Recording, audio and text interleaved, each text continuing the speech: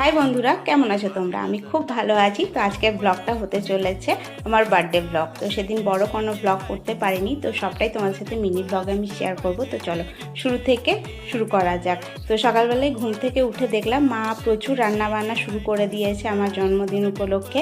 তো সেদিন বাড়িতে অনেক রান্না হয়েছে, যেমন দুধ পোলাও হয়েছিল, ফ্রাইড রাইস হয়েছিল, পটল ভাজা, বেগুন ভাজা, অনেক কিছু। তো চলো একে একে সবটাই শেয়ার করছি তোমাদের সাথে। তো এখানে মা দুধ পোলাও করেছিল, তো খেতে দুর্দান্ত হয়েছিল। তার সাথে ফ্রাইড রাইসও করেছিল। তো দুটোই খেতে ভীষণ সুন্দর হয়েছিল, হালকার মধ্যে। আর বিশেষ করে এই মিষ্টিগুলো দেখতে দুর্দান্ত ছিল, বিশেষ করে আপেলের মিষ্টিটা। আর আপেলের মিষ্টিটা দেখে তো আমার পুরো লোভ লাগছিল খেতে। তো আমি সব থেকে বেশি খেতে ভালোবাসি সুগার ফ্রি সন্দেশ। তো সুগার ফ্রি সন্দেশটা আমার খেতে এই কারণে ভালো লাগে, কারণ খাওয়ার পরে খুব একটা চিন্তা করতে হয় না যে বেশি মিষ্টি খাওয়া হয়েছে এরকম কিছু।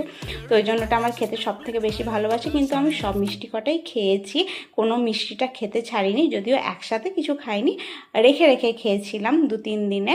তো যাই হোক, মা প্রচুর খাবার দিয়েছিল, সেগুলোও খেয়েছিলাম। আর বুনু অনেক কিছু গিফট দিয়েছিল।